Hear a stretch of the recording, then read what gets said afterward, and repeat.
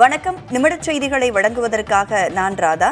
உள்ளூர் முதல் உலகம் வரையிலான சில முக்கிய செய்திகளை நிமிடச் செய்திகளாக தற்போது பார்க்கலாம். ஜம்மு காஷ்மீர் சட்டமன்ற தேர்தலில் தேசிய மாநாட்டுக் கட்சிக்கும் காங்கிரசுக்கும் இடையே தொகுதி உடன்பாடு எட்டப்பட்டுள்ளது. கூட்டணி குறித்து இரு கட்சிகளிடையே நேற்று நடைபெற்ற இறுதிக்கட்ட பேச்சுவார்த்தையில் காங்கிரஸ் சார்பில் வேணுகோபால், குர்ஷித் ஆகியோர் பங்கேற்றனர். மொத்தமுள்ள 90 தொகுதிகளில் 51 இடங்களில் தேசிய மாநாட்டுக் கட்சியும் 32 இடங்களில் காங்கிரசும் போட்டியிடுவது என முடிவானது. குறிப்பிட்ட 5 தொகுதிகளை இருதரப்புமே விட்டுத்தர முன்வராததால் அந்த இடங்களில் ஒருவரை ஒருவர் எதிர்த்து போட்டியிடுவது என்றும் முடிவானது. கூட்டணியில் மார்க்சிஸ்ட் கம்யூனிஸ்டும் ஜம்மு காஷ்மீர் தேசிய சிறுத்தைகள் கட்சியும் இடம்பெறுவது உறுதியானது. இவ்விரு கட்சிகளும் தலா ஒரு தொகுதியில் போட்டியிடும் என பேச்சுவார்த்தையில் முடிவு செய்யப்பட்டது. 5 தொகுதிகளில் எதிரும் புதிருமாக போட்டியிட்டாலும் பிற தொகுதிகளில் கூட்டணி குலையாமல் வைத்துக் கொள்ள முடிவு செய்யப்பட்டுள்ளது.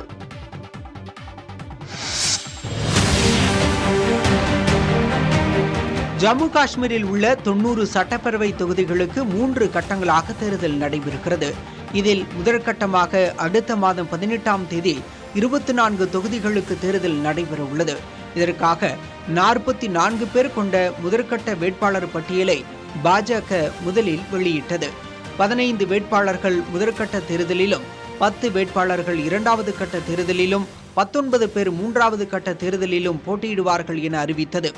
இந்த பட்டியலில் ஜம்மு காஷ்மீர் மாநில பாஜக தலைவர் ரவீந்தர் ரெய்னா, முன்னாள் துணை முதலமைச்சர்கள் நிர்மல் சிங், கவிந்தர் குப்தா உள்ளிட்டோர் பெயர்கள் இடம்பெற்றிருந்தன.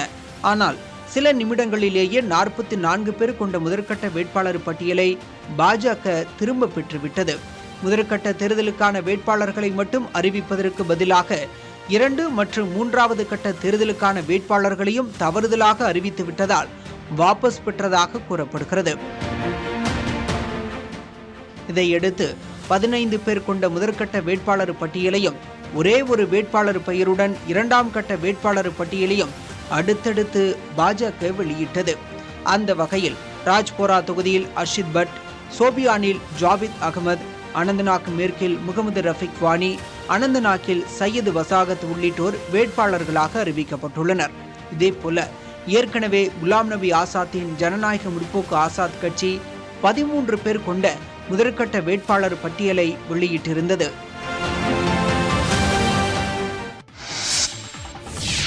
தென்காசி மாவட்டம் பண்பொழி அருகே குடியிருப்பு பகுதியில் முகாமிட்டிருந்த காட்டு யானை 15 மணி நேரத்திற்கு பிறகு காட்டுக்குள் சென்றது.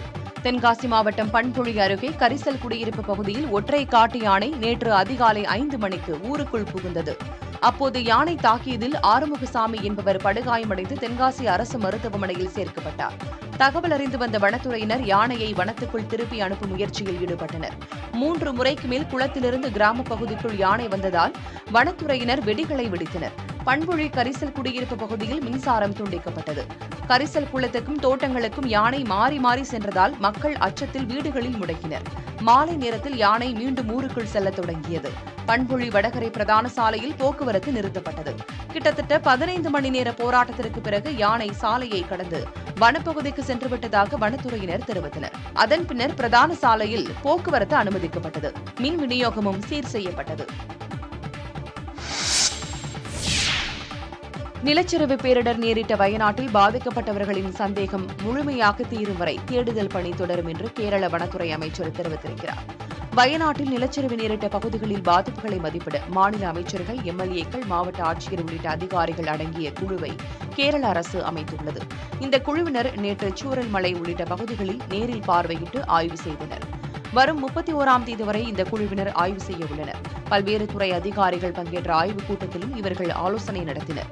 அப்போது பேசிய வனத்துறை அமைச்சர் எம்.கே. சசிதரன், நிலச்சரிவில் காணாமல் போனவர்களை தேடும் பணிகள் யானையடி காப்பு முதல் சூஜிப்பாறை வரை உள்ள பகுதிகளில் தொடரும் என்று குறிப்பிட்டார். பேரிடரில் பாதிக்கப்பட்டோரின் கோரிக்கையை ஏற்று அவர்களின் சந்தேகங்கள் முற்றிலும் தீரும் வரை தேடுதல் பணி தொடரும் என்று சசிதரன் கூறினார். ஆய்வுகள் அறிவியல் ரீதியாக நடைபெறுவதாகவும் பாதிக்கப்பட்ட அனைவருக்கும் உதவிகளும் மறுவாழ்வும் கிடைப்பது உறுதி செய்யப்படும் என்றும் குழுவின் தலைவர் பிரதீப் குமார் குறிப்பிட்டார்.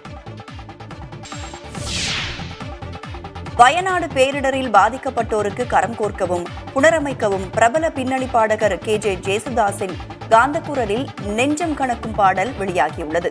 கேரள மாநிலம் வயநாட்டில் கடந்த ஜூலை 30ஆம் தேதி ஏற்பட்ட நிலச்சரிவு பெரும் பேரழிவை ஏற்படுத்தியது. வீடு, உடைமை, உற்றார், உறவினர் உறவுகள் என நொடி பொழுதில் எல்லாவற்றையும் இழந்து நிற்கதியாய் நிற்போரின் மறுவாழ்விற்காகவும் அழிந்த கிராமங்களை புனரமைக்கவும் நடவடிக்கைகள் மேற்கொள்ளப்பட்டு வருகின்றன. இந்நிலையில் வயநாடு பேரழிவின் துயரத்தை பிரபல பின்னணி பாடகர் KJ ஜேசுதாஸ் தனது காந்த குரலில் பாடிய நெஞ்சம் கணக்கும் பேரிடர் பாடல் வெளியாகியுள்ளது. பேரிடர் துயரத்திற்கு கரம் கோர்ப்போம், துணை நிற்போம் என்ற ஜேசுதாஸ் முன்னுரையுடன் தொடங்கும் பாடலில் துயரத்தின் நெஞ்சை உறைய வைக்கும் காட்சிகள் தொகுக்கப்பட்டுள்ளன.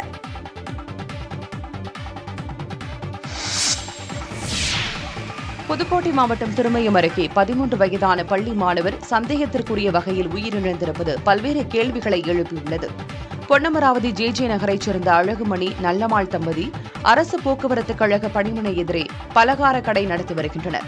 இவர்களுக்கு 13 மற்றும் 11 வயதில் 2 மகன்கள் உள்ளனர். தனியார் பள்ளியில் பயிலும் பிள்ளைகள் இருவரும் வீட்டில் சேட்டை செய்ததால் தாயார் கண்டித்ததாக கூறப்படுகிறது. இந்நிலையில் 13 வயது மகனின் உடல் அவர்களது கடையில் தூக்கில் தொங்கிய நிலையில் மீட்கப்பட்டது. தகவல் அறிந்து சென்ற பொன்னமராவதி காவல்துறையினர் உடலை மீட்டு உடற்கூறாய்வுக்காக புதுக்கோட்டை அரசு மருத்துவக் கல்லூரி மருத்துவமனைக்கு அனுப்பினர். உயிரை மாய்த்த சிறுவனின் கால்களில் காயங்கள் இருந்துள்ளன. சிறுவனே உயிரை மாய்த்துக் கொண்டாரா, யாரேனும் கொலை செய்து தூக்கில் தொங்க விட்டார்களா என்பது குறித்து உடற்கூறாய்வு அறிக்கையில் தெரியவரும் என்று காவல்துறையினர் கூறினர்.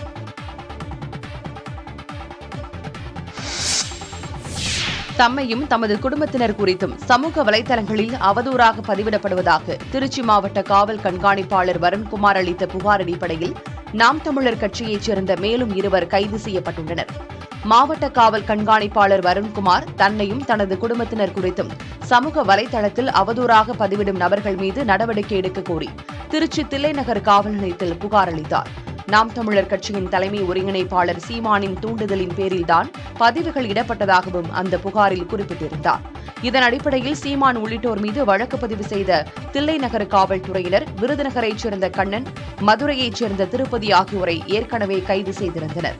இதன் தொடர்ச்சியாக இந்த வழக்கில் தொடர்புடைய மதுரை விஸ்வநாதபுரத்தைச் சேர்ந்த அப்துல் ரஹ்மான், கள்ளக்குறிச்சி மாவட்டம் களமருதூரைச் சேர்ந்த சண்முகம் ஆகியோரையும் கைது செய்துள்ளனர். இவர்கள் இருவரையும் நீதிமன்ற உத்தரவுப்படி திருச்சி மத்திய சிறையில் அடைத்தனர். கள்ளக்குறிச்சி மாவட்டத்தில் பெண்களை ஆபாசமாக படம் பிடித்து மிரட்டிய போலிசாமியார் கைது செய்யப்பட்டுள்ளார். சின்னசேலத்தைச் சேர்ந்த முத்தையன் என்பவர் வாசுதேவனூர் காட்டுக்கொட்டாலையில் உள்ள கோயிலுக்கு அடிக்கடி சென்று வந்துள்ளார். இந்த ஊரைச் சேர்ந்த ஒருவருக்கும் முத்தையனுக்கும் நிலம் குறித்த பிரச்சினை ஏற்பட்டுள்ளது. அவரது மனைவியை ஆபாசமாக படம் பிடித்து வைத்திருப்பதாகவும் அவற்றை சமூக வலைதளங்களில் வெளியிட்டு வருவதாகவும் முத்தையன் மிரட்டியுள்ளார். இதில் அதிர்ந்து போன கிராமவாசி சின்னசேலம் காவல் நிலையத்தில் புகார் அளித்தார். அதன் பேரில் முத்தையனை பிடித்து விசாரித்தனர். அவரது மடிக்கணினியை ஆய்வு செய்தபோது முத்தையன் பல பெண்களுடன் நெருக்கமாக இருந்த 50க்கும் அதிகமான வீடியோக்கள் இருந்தன. இதேபோல 5 அலைபேசிகள் மற்றும் 5 பென்டிரைவுகளிலும் இதேபோன்ற காட்சிகள் இருந்தன. இதையடுத்து முத்தையனை கைது செய்த காவல்துறையினர் மடிக்கணினி, 5 அலைபேசிகள், 5 பென்டிரைவுகளை பறிமுதல் செய்தனர். கள்ளக்குறிச்சி நீதிமன்றத்தில் ஆஜர்படுத்தப்பட்ட முத்தையன் நீதிமன்ற ஆணைப்படி சிறையில் அடைக்கப்பட்டார். திருவாரூர் மாவட்டம் முத்துப்பேட்டையில் அமைந்துள்ள அலையாத்தி காடுகளின் நடுவே தமிழ் வாழ்க என்ற சொற்களின் வடிவில் வாய்க்கால் வடிவமைக்கப்பட்டுள்ளன. தமிழ்நாட்டிலேயே மிகப்பெரிய அலையாத்தி காடுகள் முத்துப்பேட்டையில் அமைந்துள்ளன. சூழல் மாசு மற்றும் காலநிலை மாற்றங்களை சீர்படுத்துவதில் அலையாத்தி காடுகள் முக்கிய பங்கு வகிக்கின்றன. எனவே அலையாத்தி காடுகளை புனரமைக்கும் பணிகளில் வனத்துறை தீவிரமாக ஈடுபட்டுள்ளது. முத்துப்பேட்டையில் 12,020 ஹெக்டேரில் உள்ள ஈரநில சூழல் பரப்பில் தகுதியான இடங்களில் மீன்முள் வடிவில் வாய்க்கால்களை அமைத்து அதன் கரைகளில் அலையாத்தி செடிகளை நடவு செய்து வருகிறது வனத்துறை. பொதுவாக அமைக்கப்படும் மீன்முள் வடிவ வாய்க்காலை தவிர தமிழ் மொழிக்கு பெருமை சேர்க்கும் வகையில் 9 ஹெக்டேர் பரப்பில் தமிழ் வாழ்க எனும் சொற்களின் வடிவில் வாய்க்கால் வடிவமைக்கப்பட்டுள்ளன. மொத்தம் 555 மீட்டர் நீளமும் 152 மீட்டர் உயரமும் கொண்ட இந்த வடிவமைப்பில் ஒவ்வொரு இழுத்தும் 130 மீட்டர் உயரமும் 65 மீட்டர் அகலமும் கொண்டுள்ளன. விழுப்புரம் மாவட்டம் விக்கிரவாண்டி சுங்கச்சாவடியில் வாகனங்களுக்கான மாதாந்திர கட்டணம் செப்டம்பர் 1ஆம் தேதி முதல் 10 ரூபாயிலிருந்து 45 ரூபாய் வரை உயர்த்தப்படுகிறது. விக்கிரவாண்டியில் செயல்பட்டு வரும் சுங்கச்சாவடி வழியாக வாகனங்களில் தினமும் பயணிப்போர் சுங்க கட்டணத்தை நாள்தோறும் கட்டுவதற்கு பதிலாக மாதாந்திர கட்டணமாக மொத்தமாக கட்டிவிட்டு பயணம் மேற்கொள்கின்றனர். இந்த நிலையில் மாதாந்திர பயண சுங்க கட்டணத்தை செப்டம்பர் 1ஆம் தேதி முதல் தேசிய நெடுஞ்சாலை ஆணையம் உயர்த்தியுள்ளது. இதன்படி கார்களுக்கான மாதாந்திர சுங்க கட்டணம் 3,090 ரூபாயிலிருந்து 3,100 ரூபாயாகவும், சிறிய ரக கனரக வாகனங்களுக்கு 5,405 ரூபாயிலிருந்து 5,420 ரூபாயாகவும் உயர்த்தப்படுகிறது. கனரக லாரி பேருந்துகளுக்கு 10,815 ரூபாயிலிருந்து 10,845 ரூபாயாகவும், ட்ரக்குகளுக்கு 17,380 ரூபாயிலிருந்து 17,425 ரூபாயாகவும் உயர்த்தப்படுவதாக அறிவிக்கப்பட்டுள்ளது. தினசரி ஒருமுறை பயணிக்கும் வாகனங்களுக்கான கட்டண உயர்வு இல்லை என்றும் தெரிவிக்கப்பட்டுள்ளது. பாகிஸ்தானில் பிரிவினைவாத இயக்கத்தினர் நடத்திய தாக்குதலில் இதுவரை 51 பேர் உயிரிழந்துள்ளனர். பலுசிஸ்தான் மாகாணத்தில் நெடுஞ்சாலையில் பயணம் செய்த பேருந்து, ட்ரக் வாகனங்களில் சென்றவர்கள் மீது அடையாளம் தெரியாத கும்பல் சரமாரியாக துப்பாக்கியால் சுட்டதில் 23 பேர் உயிரிழந்தனர். அத்துடன் நெடுஞ்சாலையில் இருந்த வாகனங்களுக்கும் அவர்கள் தீ வைத்தனர். இதில் 30க்கும் மேற்பட்ட வாகனங்கள் தீயில் கருகின. கலாட் மாவட்டத்தில் சாலையில் சென்ற வாகனம் மீதும் பிரிவினைவாதிகள் தாக்குதலில் தொடுத்தனர். இதில் பெண்கள், சிறுவர்கள் என 9 பேர் உயிரிழந்தனர். மஸ்தும் ரயில் நிலையம் அருகே தண்டவாளத்தை தகர்த்த அவர்கள் அருகிலிருந்த காவல் நிலையத்தையும் அடித்து நொறுக்கினர். பலுசிஸ்தான் மாகாணத்தில் ஏற்பட்ட வன்முறையில் இதுவரை 51 பேர் உயிரிழந்ததாக தெரிவிக்கப்பட்டுள்ளது. இந்த கொடூர தாக்குதல் சம்பவத்திற்கு பலோச் லிபரேஷன் ஆர்மி என்ற பிரிவினைவாத அமைப்பு பொறுப்பேற்றுள்ளது.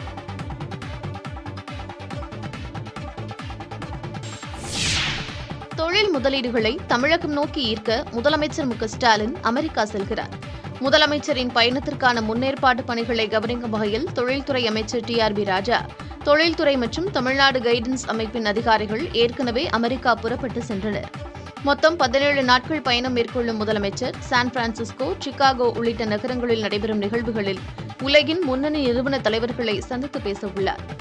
முதலமைச்சரின் அமெரிக்க சுற்றுப்பயணத்தின் முக்கிய குறிக்கோள் உயர்தர வேலைவாய்ப்பு மற்றும் உயர்தர முதலீடு என்று முடிவு செய்து அதற்கான பணிகள் நடைபெற்றுள்ளன. சென்னையிலிருந்து அமெரிக்கா புறப்படும் முதலமைச்சர் 28ஆம் தேதி சான் பிரான்சிஸ்கோ செல்கிறார்.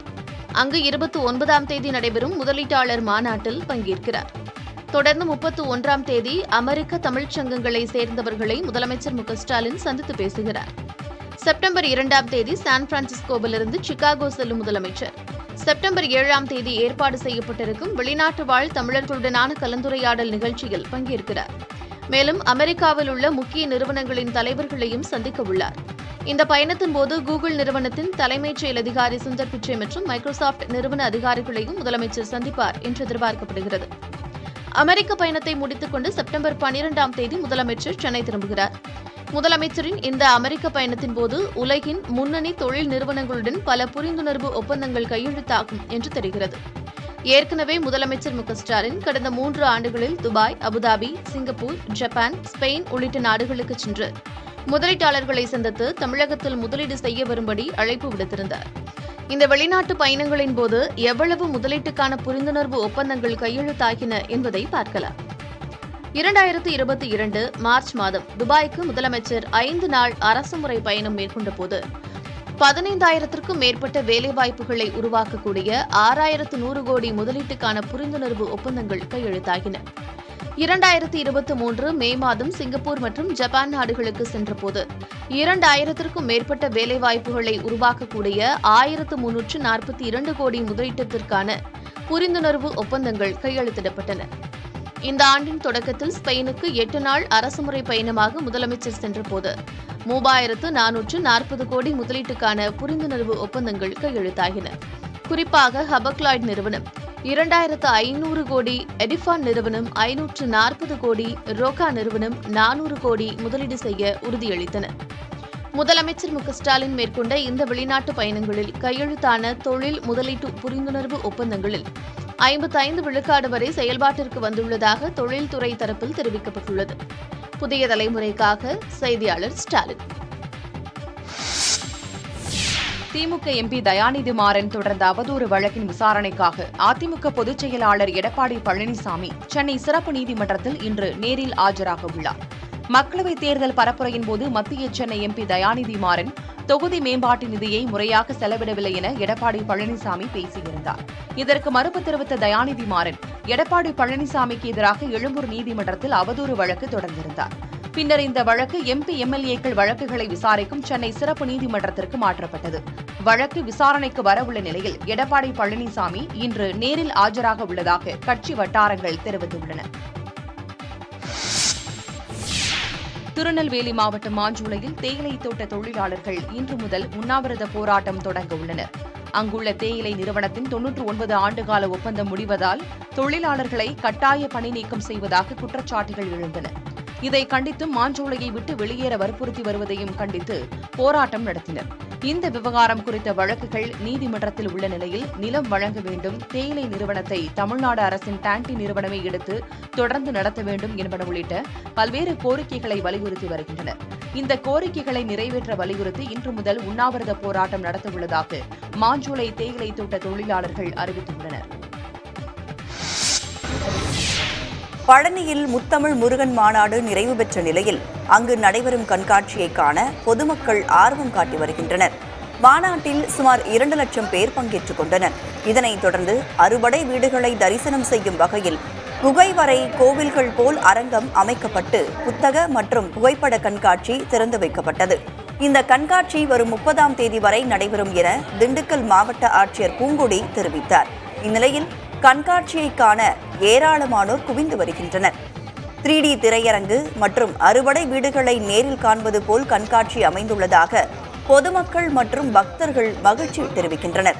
முருகனின் வரலாற்றை அறிய ஏற்பாடு செய்த அறநிலையத்துறைக்கு அவர்கள் நன்றி தெரிவித்துள்ளனர்.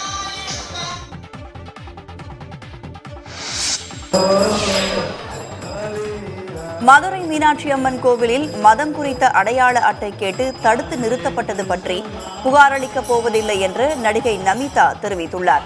இதை அரசியலாக்க வேண்டாம் என்றும் கேட்டுக் கொண்டுள்ளார். மதுரை திருப்பாலையில் உள்ள இஸ்கான் கோவிலில் நடைபெற்ற கிருஷ்ண ஜெயந்தி விழாவில் நடிகை நமீதா தனது கணவர் வீரேந்திர சௌத்ரியுடன் பங்கேற்றார்.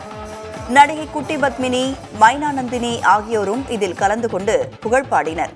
இந்த விழாவில் பங்கேற்பதற்காக முன்கூட்டியே மதுரை வந்திருந்த நடிகை நமீதா மீனாட்சி அம்மன் கோவிலில் தனக்கு நேர்ந்த கசப்பான அனுபவம் குறித்து வீடியோ ஒன்றை வெளியிட்டார். அதில் தானும் தனது கணவரும் கோவிலுக்கு சென்றபோது தாங்கள் இந்துதானா என்ற சந்தேகத்தில் அதிகாரிகள் தடுத்து நிறுத்தியதாக குற்றம் சாட்டினார். இந்து அல்லாதவர் என புகார் வந்திருப்பதாக கூறியபோது தாங்கள் பிறப்பிலேயே இந்துதான் என்று எவ்வளவோ எடுத்துரைத்தும் நம்பவில்லை என்று குற்றம் சாட்டினார். இந்துதான் என்பதற்கான சான்றிதழ் காட்டுமாறு கோவில் அதிகாரிகள் விடாப்பிடியாக இருந்ததாகவும் வீடியோவில் நமீதா குற்றம் சாட்டினார். பின்னர் அங்கு வந்த காவல்துறையினர் தங்களை தரிசனம் செய்வதற்கு அழைத்துச் சென்றதாக நமீதா தெரிவித்தார். இந்த விவகாரம் சர்ச்சையாக வெடித்தது. வீடியோவில் ஸ்ரீ சேகர் பாபுஜிக்கு அதுதான் ரிக்வெஸ்ட் பண்ணிட்டு, ப்ளீஸ் நீங்கள் கொஞ்சம் ஸ்ட்ரிக்டாக ஆக்ஷன் எடுத்துக்கோங்க இந்த மாதிரி ஆஃபீஸர்ஸுக்காக. ஏன்னா ரொம்ப நமக்கு அது அப்படி பழக்கம் கிடையாது. We give respect, we get respect. So அதுதான் நமக்கு அதுதான் கொஞ்சம் கஷ்டம் ஆயிடுச்சு. பட் அதுக்கப்புறம் IS team every one took care of us and நல்லா தர்ஷன் பண்ணி தான் நான் வெளியே வந்துட்டேன்.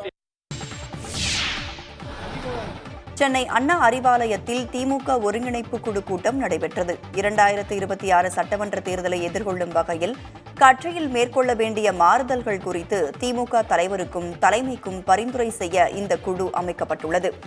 ஏற்கனவே திமுகவின் சார்பு அணிகளுடன் ஆலோசனை மேற்கொண்டு வரும் ஒருங்கிணைப்பு குழு விவசாய அணி, விவசாய தொழிலாளர் அணி, ஆதிதிராவிடர் நலக்குழு ஆகிய அணிகளுடன் ஆலோசனை மேற்கொண்டது. அமைச்சர்கள் KN நேரு, ஏவா வேலு, தங்கம் தென்னரசு, உதயநிதி ஸ்டாலின் ஆகியோர் 3 அணி நிர்வாகிகளுடன் கலந்துரையாடினர். ஆதிதிராவிடர் அணி சார்பில் அமைச்சர் மதிவேந்தனும் சமூக பிரதிநிதியாக CV கணேசனும் பங்கேற்றனர். அவர்களிடம் தலைமை கழகம் கொடுத்த பணிகள் செய்து முடிக்கப்பட்டனவா என்பதை அமைச்சர்கள் கேட்டறிந்தனர்.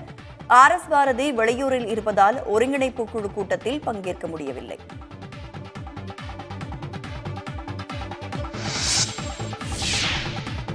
நடிகர் விஜயை கட்சி ஆரம்பிக்க சொன்னது ராகுல் காந்திதான் என கூறியுள்ள பாஜக உறுப்பினர் விஜயதரணி, தனக்கு பதவி வழங்கவில்லை என பேசியது தொண்டர்களுக்காகத்தான் என தெரிவித்துள்ளார். விஜயதரணி பேசியதையும் அதற்கு காங்கிரஸ் மாநில தலைவர் செல்வப்பிரந்தகை பதிலளித்ததையும் தற்போது பார்க்கலாம். ஒரு கட்சியில் ஒரு பதவின்னு வரதை விட நீங்களே ஒரு பிரபலமான ஸ்டாரு, நீங்கள் ஒரு கட்சி ஆரம்பித்தா நிச்சயமாக தமிழ்நாட்டில் மிகப்பெரிய ஒரு தாக்கத்தை நீங்கள் ஏற்படுத்துவீங்கன்ட்டு ராகுல் காந்தி திரு விஜயிடம் சொன்னது ஒன்றும் மாற்றுக்கருத்து இல்லை. டெய்லி ஒரு 500 தொண்டர் வந்து கூப்பிட்டு உங்களுக்கு போஸ்ட் என்ன வந்துருச்சான்னு அப்படி கேட்கும்போது தான் எனக்கு கஷ்டமாக இருக்குது. அதனால் பொதுவாக மேடையிலேயே எல்லாம் விரைவில் வந்துடும், ஒரு 6 மாதம் ஆகிடுச்சு, இன்னும் சீக்கிரமாக கொடுத்துருவாங்க அப்படின்ட்டு தொண்டர்களை உற்சாகப்படுத்துறதுக்கு அதை கேள்வி தொடர்ந்து கேட்டுக்கிட்டு இருக்கிற ஃபோன் பண்ணிக்கிட்டு இருக்கிற தொண்டர்களுக்காக நான் அந்த பதிலை சொன்னால் கூட நிச்சயமாக வந்து வரும் காலங்களில் இதெல்லாம் நடைபெறும்னு சொல்கிறதுக்காக தான் அதை சொன்னேன். இங்கே இப்போ இவங்க போன உடனே தாரகை கட்பட்னு சட்டமன்ற உறுப்பினர் ஆகியிருக்கோம். எங்கள் தலைவர் அண்ணே சோனியா காந்தி தான் எங்களெல்லாம் வழி நடத்திட்டு இருக்காங்க. எங்கே பெண்களுக்கு உரிமை கொடுக்கல? பெண்களுக்கு உரிமை கொடுக்காமையா 3 முறை சட்டமன்ற உறுப்பினராக இருந்தாங்க, கொறடாவாக இருந்தாங்க. எவ்வளோ பதவி கொடுத்துருக்காங்க அந்த அம்மாவுக்கு? உரிமை கொடுக்க வச்சு தானே இருந்தாங்க. ஆகையால அவங்க ஏதோ ஒரு காரணத்தை சொல்லிட்டு போனோம். இப்போ பாஜகவில் போயிட்டு இப்போ சொல்கிறாங்க எனக்கு இடம் இல்லைன்னு. இப்போ இன்னும் கொஞ்ச நாள் அதே திருவாய் பேசப்போது பாஜகவில் பெண்களுக்கு முக்கியத்துவம் இல்லைன்னு. விஜய் கிட்ட எங்க தலைவர் ராகுல் காந்தி இப்படியெல்லாம் பேசியிருப்பாரான்னு தெரியவில்லை எனக்கு. நான் தலைவர் ராகுல் காந்தியிட்ட கேட்டுவிட்டு புதிய தலைமுறைக்கு பதில் சொல்வேன்.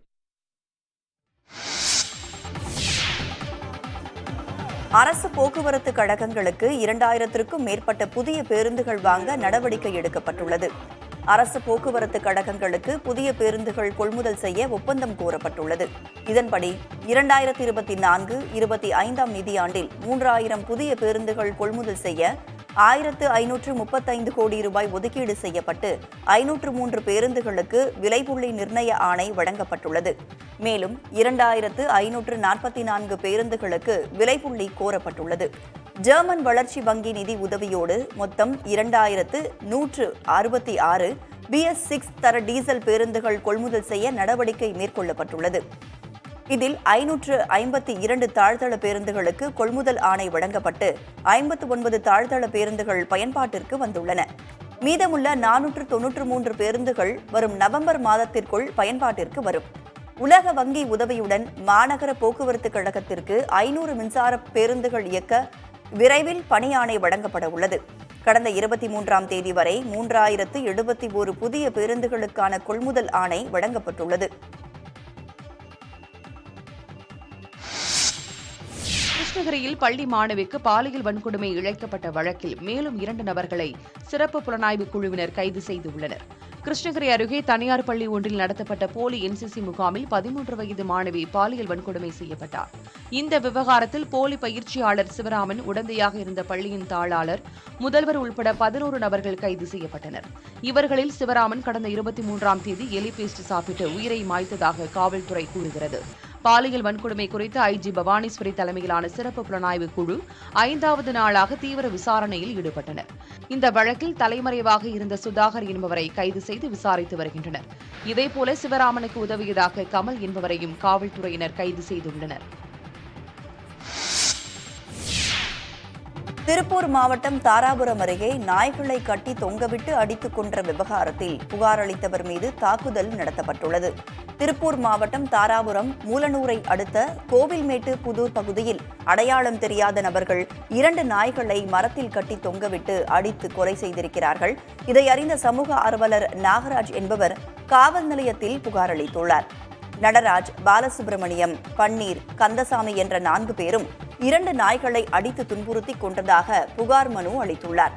காவல்துறையினர் வழக்கு பதிவு செய்த நிலையில் யாரோ அடையாளம் தெரியாத நபர்கள் தன்னை தாக்கிவிட்டதாக நாகராஜ் தாராபுரம் அரசு மருத்துவமனையில் சிகிச்சைக்காக சேர்க்கப்பட்டுள்ளார். இதனிடையே புதைக்கப்பட்ட நாய்களின் உடலை தோண்டி எடுத்து கூராய்வு செய்யப்பட்டது.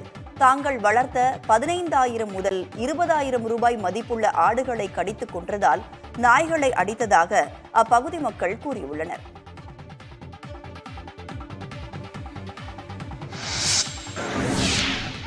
கிருஷ்ணகிரி மாவட்டம் சூளகிரியில் ஒரு கட்டு கொத்தமல்லியின் விலை கணிசமாக அதிகரித்து விற்பனை போனது. சூளகிரி சுற்றுவட்டார பகுதிகளில் பயிரிடப்பட்ட கீரை வகைகள் அறுவடை செய்யப்பட்டு தினசரி சந்தைக்கு விற்பனைக்காக கொண்டு வரப்படுகிறது. இங்கிருந்து தமிழ்நாட்டின் பிற பகுதிகள் மற்றும் கர்நாடகா, ஆந்திரா உள்ளிட்ட இதர மாநிலங்களுக்கு அனுப்பப்படுகிறது. கடந்த மாதம் சூளகிரி தினசரி சந்தையில் கொத்தமல்லி ஒரு கட்டு 5 ரூபாய் முதல் 10 ரூபாய் வரை விற்பனையான நிலையில் தற்பொழுது ஒரு கட்டு 30 ரூபாய் முதல் 35 ரூபாய் வரை விற்பனையாகிறது. வரத்து குறைவால் கொத்தமல்லியின் விலை அதிகரித்துள்ளதாக வியாபாரிகள் கூறியுள்ளனர்.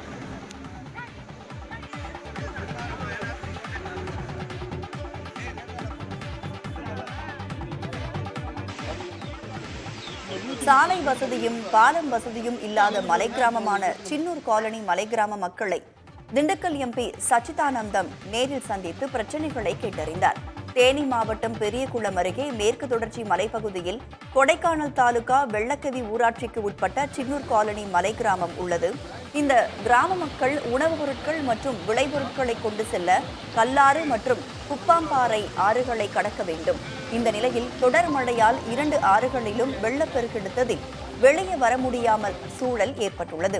மாரியம்மாள் என்ற பெண்ணிற்கு உடல்நலக்குறைவு ஏற்பட்ட நிலையில் வெள்ளத்தால் மருத்துவமனைக்கு கொண்டு செல்ல முடியாமல் போனது.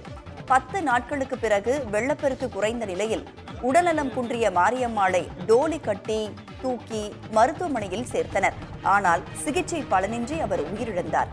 பழங்குடியின மக்களின் பிரச்சினைகளை குறித்து புதிய தலைமுறையில் பிரத்யேகமாக செய்தி வெளியானது. இந்நிலையில் மலை கிராம மக்களின் பிரச்சினைகளை சச்சிதானந்தம் எம்பி நேரில் கேட்டறிந்ததுடன் கிராமத்திற்கு பாலம் மற்றும் சாலை வசதி விரைவில் அமைத்து தரப்படும் என உறுதியளித்துள்ளார்.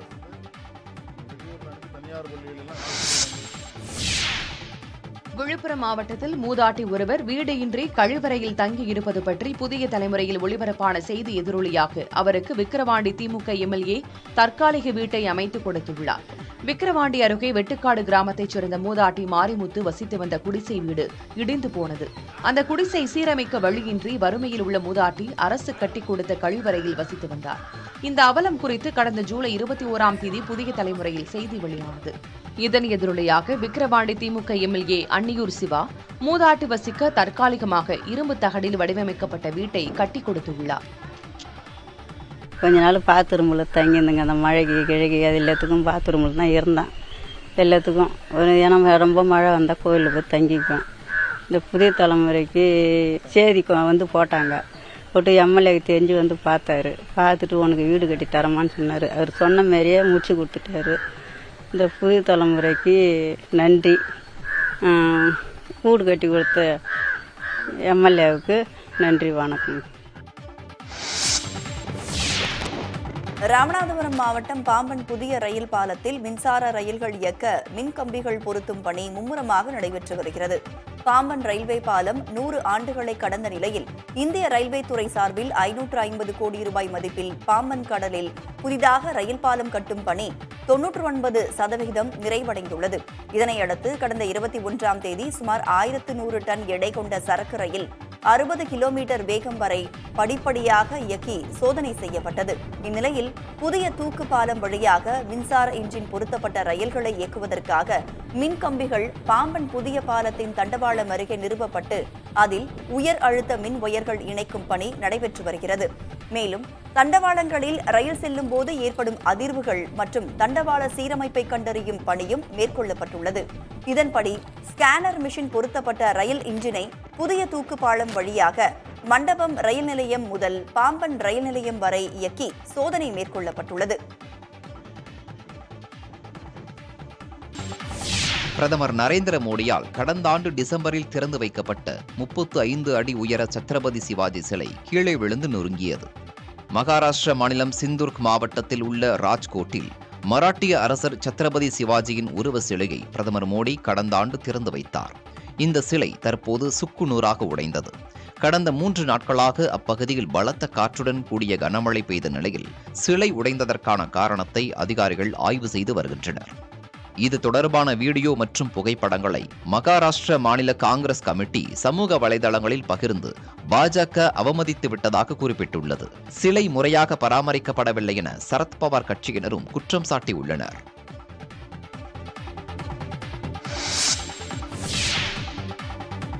டெல்லியில் நடைபெற்ற விவசாயிகள் போராட்டம் குறித்து கங்கனா தெரிவித்த கருத்துடன் தாங்கள் உடன்படவில்லை என பாஜக தெரிவித்துள்ளது.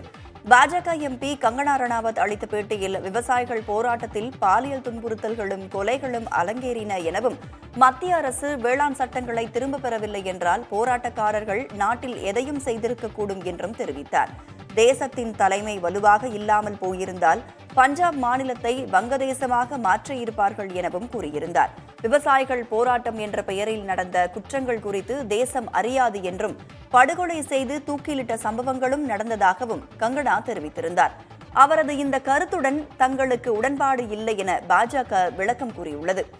பாஜகவின் கொள்கை சார்ந்த விவகாரங்களில் கருத்துக்களை வெளியிட கங்கனாவிற்கு அதிகாரம் தரப்படவில்லை எனவும் விளக்கம் அளிக்கப்பட்டுள்ளது.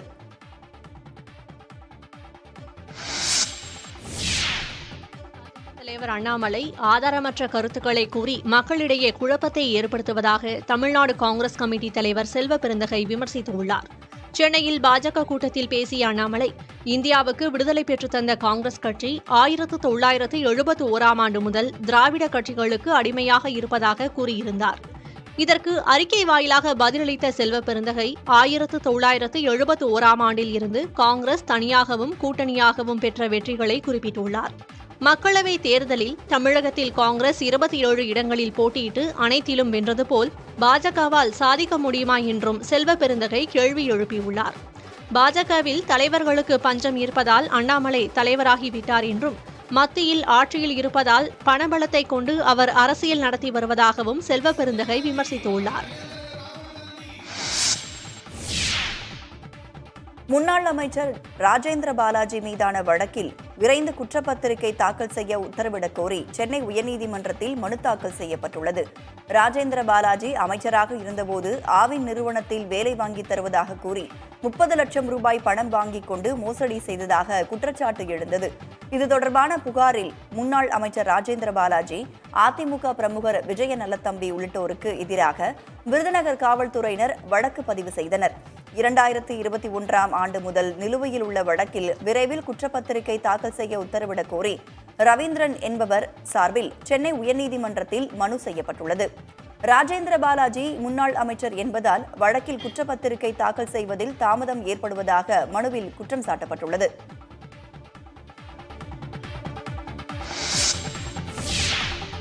ஒன்றிற்கும் மேற்பட்ட கல்லூரிகளில் முறைகேடாக பெயரை பதிவு செய்து பணியாற்றிய புகாரில் 900 பேராசிரியர்களுக்கு வாழ்நாள் தண்டனை விதிக்க அண்ணா பல்கலைக்கழக சிண்டிகேட் கூட்டத்தில் தீர்மானம் நிறைவேற்றப்பட்டுள்ளதாக தகவல் வெளியாகியுள்ளது. அண்ணா பல்கலைக்கழகத்தின் கீழ் இயங்கும் பொறியியல் கல்லூரிகளில் பேராசிரியர்கள் முறைகேடாக பணியில் சேர்ந்ததாக அறப்போர் இயக்கம் குற்றம் சாட்டியிருந்தது. இதனைத் தொடர்ந்து நடத்தப்பட்ட ஆய்வில் ஆதார் எண்களில் மாற்றம் செய்து ஒரே நபர் பல்வேறு கல்லூரிகளில் பதிவு செய்திருந்தது அம்பலமானது.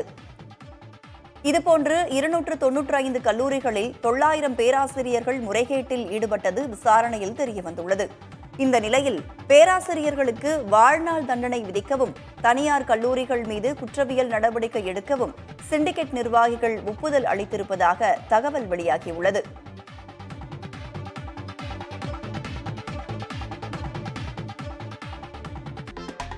வேலூர் சிஎம்சி மருத்துவமனையில் சிகிச்சை பெற்று வரும் மூக்க அழகிரியின் மகன் துரை தயாநிதியை கனிமொழி எம்பி நேரில் சந்தித்து நலம் விசாரித்தார். உடல்நலக்குறைவால் கடந்த 5 மாதங்களாக அனுமதிக்கப்பட்டுள்ள துரை தயாநிதிக்கு உயர் ரக சிகிச்சை மற்றும் பிசியோதெரபி சிகிச்சை அளிக்கப்பட்டு வருகிறது. அவரை கனிமொழி எம்பி முரசொலி செல்வம் மற்றும் அமைச்சர் ஆர் காந்தி ஆகியோர் நேரில் சந்தித்து நலம் விசாரித்தனர்.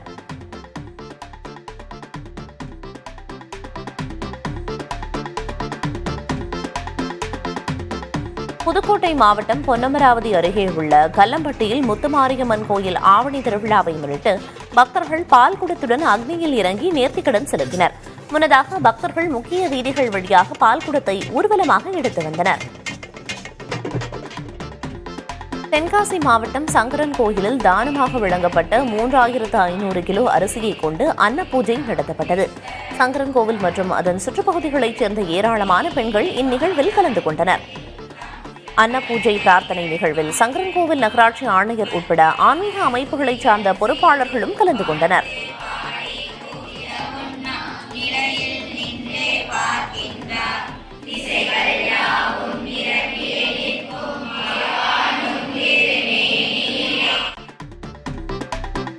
திருப்பத்தூர் மாவட்டம் வாணியம்பாடி அருகே கிணற்றில் தவறி விழுந்த குரங்கை 5 மணி நேர போராட்டத்திற்கு பிறகு ஆலங்காயம் தீயணைப்பு வீரர்கள் மீட்டனர்.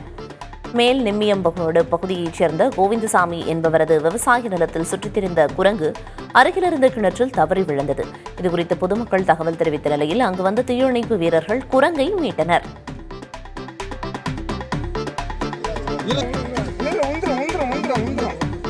அது பயப்படுது. அப்ப வேற ஒண்ணு